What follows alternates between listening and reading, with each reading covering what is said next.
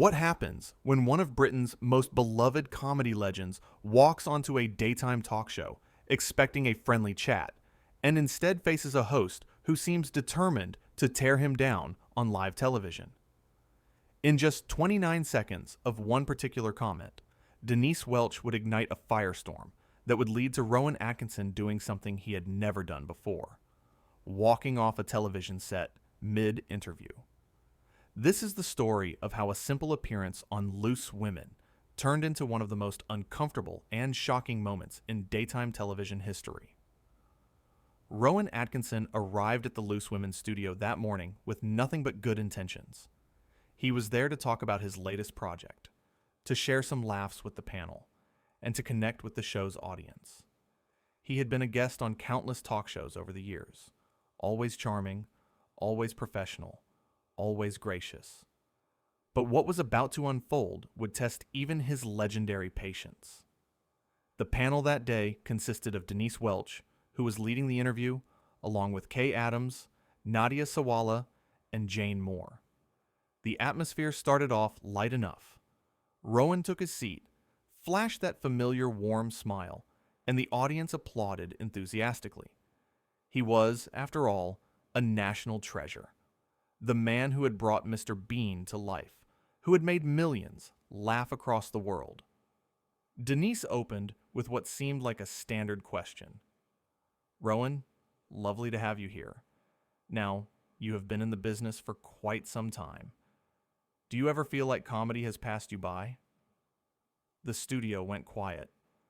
It was an odd question to start with, almost confrontational. Rowan's smile faltered just slightly, but he recovered with grace. "Well, I don't think comedy ever really passes anyone by if they stay true to what makes them laugh," he replied thoughtfully. "I have always believed that good comedy is timeless." Denise leaned forward, and there was something in her expression that suggested she was not satisfied with that answer. "But surely you must see that the younger generation does not really connect with your style anymore. It is all very old-fashioned, is it not?" Kay Adams shifted uncomfortably in her seat. Even she seemed taken aback by the directness of the question. Nadia Sawalha glanced at Jane Moore, and you could see the concern starting to build on their faces. Rowan remained composed. "I think comedy comes in many forms. What works for one person might not work for another, and that is perfectly fine. I have never tried to be everything to everyone." "Right, but when was the last time you did something genuinely funny?" Denise pressed. "I mean, really funny, not just riding on past success." The audience let out a collective gasp. This was not the playful banter they had expected. This was something else entirely. Rowan's jaw tightened, but he kept his voice steady. "I suppose that depends on your definition of funny," he said. "I have been fortunate enough to work on projects that I am proud of, projects that audiences have enjoyed." Denise waved her hand dismissively. "Yes, but that is not what I asked. I am asking if you think you are still relevant in today's comedy landscape," Jane Moore finally interjected, clearly trying to steer the conversation in a different direction. "I think what we are all curious about is your creative process, Rowan. How do you approach a new character?"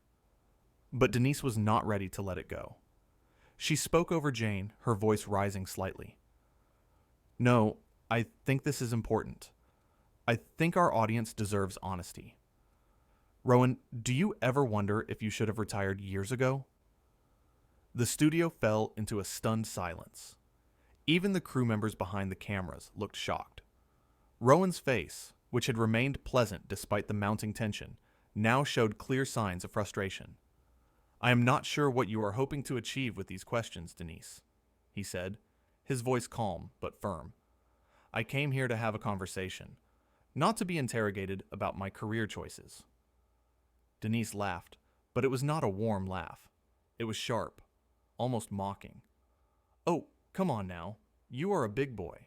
Surely you can handle a few honest questions. Or is your ego too fragile for that?" Kay Adams looked horrified. "Denise, I think maybe we should—" "Should what, Kay?" Denise snapped, turning to her co-host. "Should we just lob him softballs and pretend everything is wonderful? Is that what we do now? Nadia Sawalha spoke up, her voice gentle but urgent. I think we are all just surprised by the tone here. Rowan is our guest. Denise turned back to Rowan, her eyes flashing, and as our guest, he should be prepared to answer real questions, not just sit here and promote whatever project he is peddling. Peddling? Rowan repeated, and now there was an edge to his voice. I am not peddling anything. I was invited here. I did not ask to come on this show. Well, maybe that is the problem, Denise shot back. Maybe you should have declined. Maybe we all would have been better off. The audience was completely silent now. Some people looked away, embarrassed by what they were witnessing. Others stared in disbelief. This had gone far beyond uncomfortable. This was hostile. Jane Moore tried again. Denise, perhaps we could take a breath and... I am perfectly calm, Jane, Denise interrupted. I am just tired of treating these celebrities like they are above criticism. Rowan Atkinson is not a god. He is just a man who made some people laugh a few decades ago. Rowan stood up slowly. His face was flushed, but his voice remained controlled. A few decades ago, he repeated quietly. Right. Well, I think that tells me everything I need to know about how you view my work. And frankly, Denise, I did not come here to be insulted. Denise scoffed. Oh, please, do not be so dramatic. I am just asking questions that other people are too polite to ask. No, Rowan said, shaking his head. You are being deliberately rude. There is a difference between asking challenging questions and being disrespectful. And I will not sit here and be treated this way. The studio audience started to murmur. Some people were nodding in agreement with Rowan. Others looked shocked that things had escalated so quickly. Kay Adams stood up, reaching out toward Rowan. Please, Rowan, do not go. I am so sorry about this. But Rowan had already made up his mind. He looked at Kay, then at Nadia and Jane, and gave them a small, sad smile. You three have been lovely. Thank you for trying. Then he turned back to Denise, who was sitting with her arms crossed, a defiant expression on her face. As for you, Denise, I genuinely hope you find whatever it is you are looking for. Because clearly, making guests feel welcome is not it. Oh, grow up, Denise muttered, loud enough for everyone to hear. That was the final straw. Rowan reached down, unclipped his microphone, and placed it carefully on his chair. The sound technician scrambled, unsure of what to do. The producers in the control room were likely panicking, but on stage, everything seemed to move in slow motion. I have been in this industry for over 40 years, Rowan said, his voice clear and strong. I have worked with difficult people. I have faced harsh critics. I have dealt with my fair share of challenges. But I have never, in all that time, been treated with such blatant disrespect on what is supposed to be a friendly daytime chat show. Denise rolled her eyes. You are being ridiculous. Am I? Rowan asked. Or are you upset because someone is finally standing up to your bullying? The word hung in the air like a bomb. Bullying. Nadia Sawalha covered her mouth with her hand. Jane Moore looked down at the desk. Kay Adams appeared torn between wanting to defend her colleague and knowing that Rowan had a point. Denise's face darkened. How dare you? I am not a bully. I am a journalist. I ask tough questions. There is nothing journalistic about what just happened, Rowan replied. You did not ask tough questions. You launched personal attacks disguised as questions. You questioned my relevance, my talent, my right to even be here. That is not journalism, Denise. That is cruelty. The audience erupted into applause. It started with just a few people, but within seconds, most of the studio was clapping. They were applauding Rowan, supporting him, validating everything he had just said. Denise looked around, clearly surprised by the response. Her confident demeanor cracked, just slightly. Oh, come on. This is absurd. What is absurd? Rowan continued, his voice rising now with passion. is that you seem to think you can treat people this way and face no consequences. What is absurd is that you sat there, in front of all these people, and tried to humiliate me for no reason, other than your own entertainment. Kay Adams put her hand on Denise's arm, trying to calm the situation. Maybe we should just take a break. We can all cool down and... I do not need to cool down, Rowan said firmly. I am perfectly calm. I am also perfectly clear about what needs to happen next. I am leaving. He started to walk toward the edge of the stage. The audience was still clapping.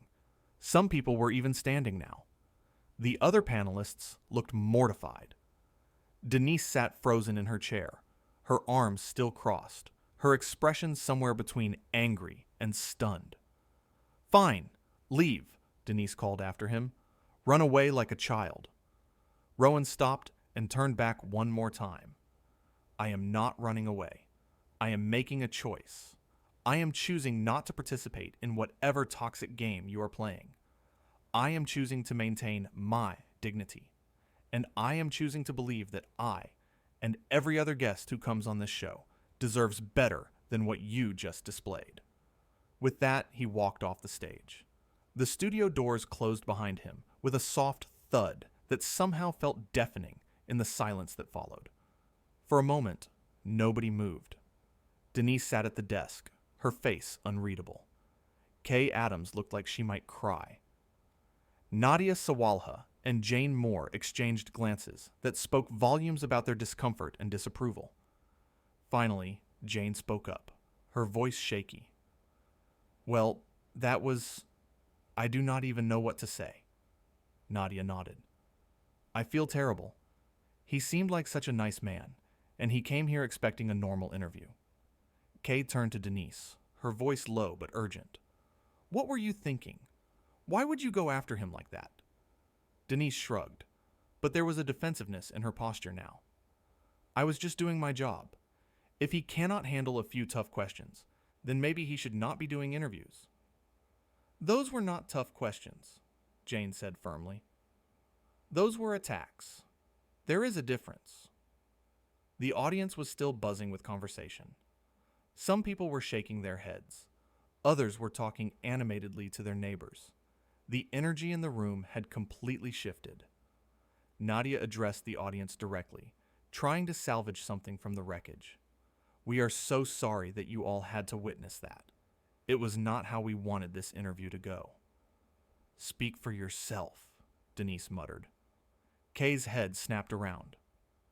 Denise, enough. Just enough. But Denise was not done. She looked directly at the camera, her chin lifted defiantly. If you ask me, Rowan Atkinson just proved exactly what I was saying. He cannot handle criticism. He is so used to everyone worshiping him that the moment someone asks him a real question, he throws a tantrum and storms off. The audience erupted in boos. It was shocking, really. This was a live studio audience for a daytime talk show, typically polite and reserved, and they were actively booing one of the hosts. Jane Moore's face had gone pale. I think we need to move on to something else. Yes, let us move on, Nadia agreed quickly. We have a cooking segment coming up after the break. But the damage was done. The atmosphere in the studio was poisonous. The audience members were talking among themselves, many of them looking upset or angry. The other panelists were clearly uncomfortable, trying to figure out how to proceed. Denise, however, seemed oddly unbothered. She took a sip of water and straightened her notes as if nothing unusual had happened. Kay leaned over and whispered something to her, something the microphones did not quite pick up. Denise's response was loud enough for everyone to hear. I do not care what anyone thinks. I did nothing wrong. The show cut to commercial break, but in the studio, the tension remained thick. Audience members were still discussing what had just happened. Some were asking if they could leave. The energy was chaotic, uncomfortable, wrong. When they came back from commercial, Denise was no longer at the desk. Kay, Nadia, and Jane sat together, looking somber. Kay addressed the audience with a heavy voice. "We want to apologize again for what happened earlier. That is not the kind of show we want to have, and it is not how we want to treat our guests. Rowan Atkinson is a talented, respected performer, and he deserved better." Nadia nodded emphatically. "Absolutely. We are very sorry to Rowan, and we are sorry to all of you for having to see that."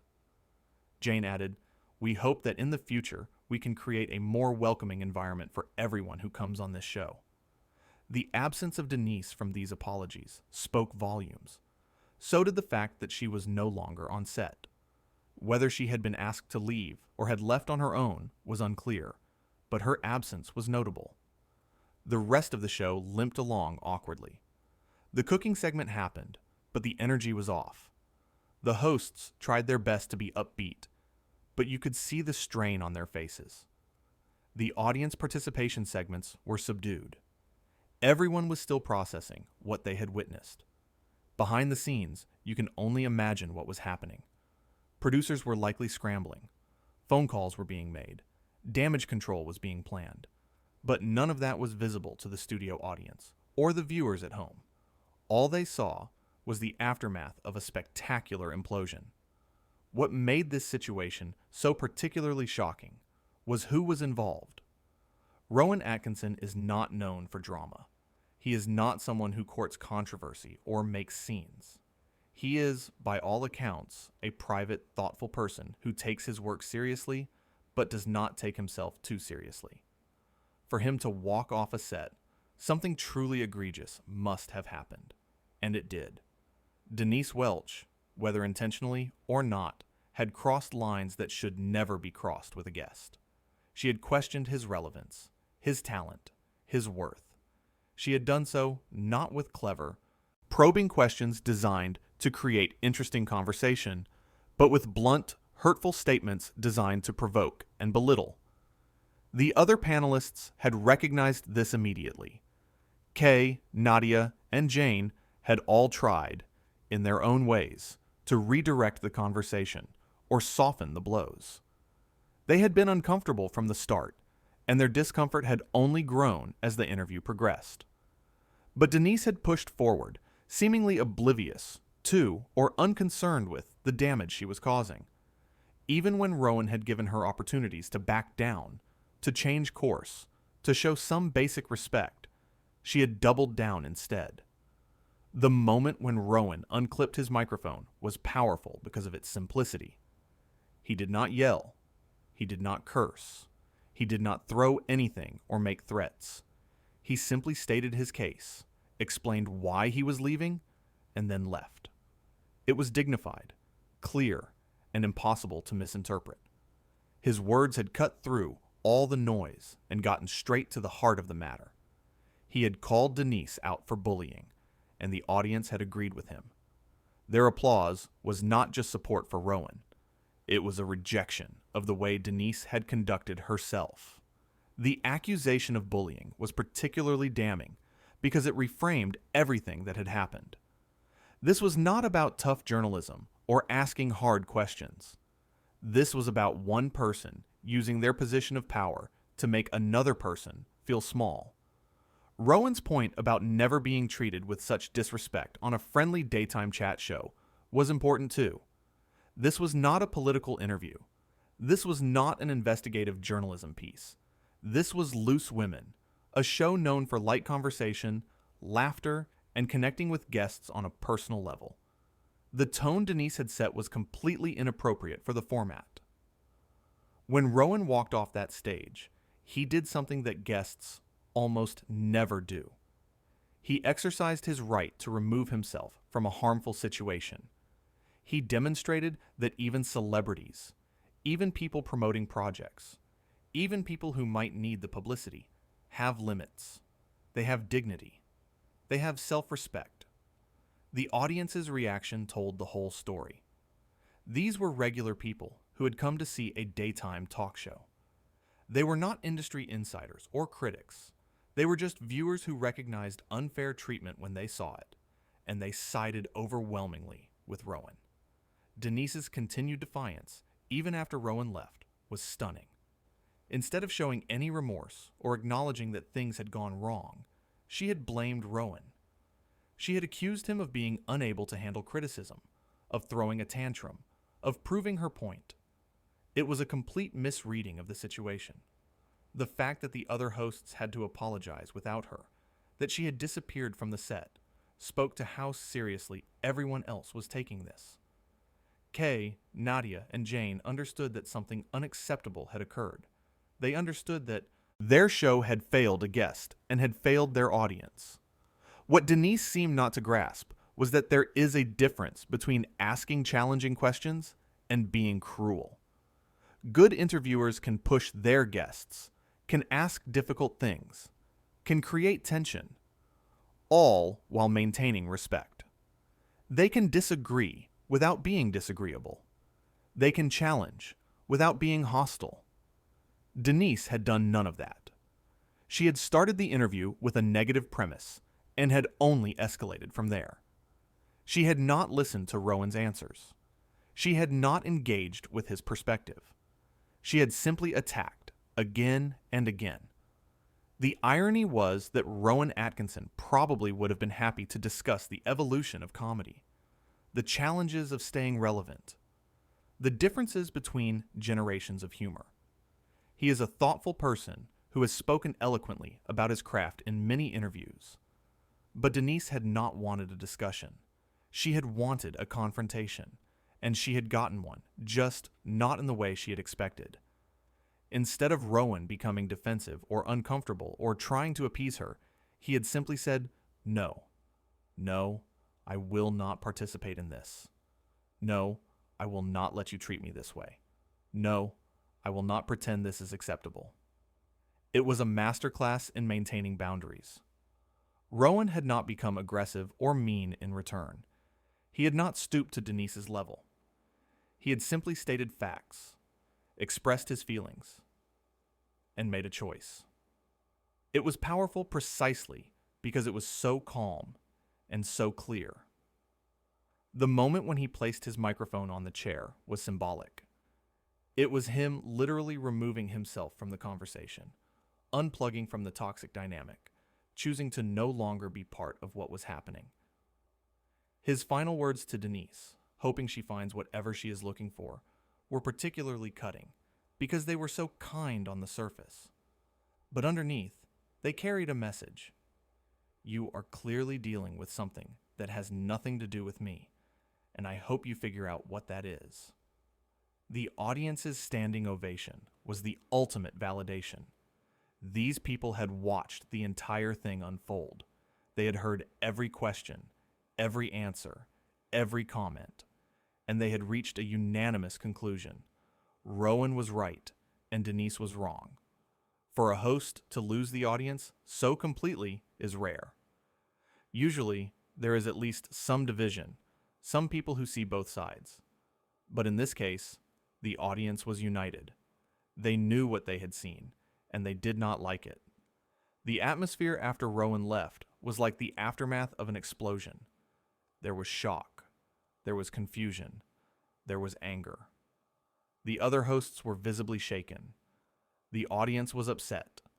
Even the crew members were reacting, their expressions caught on camera in brief moments.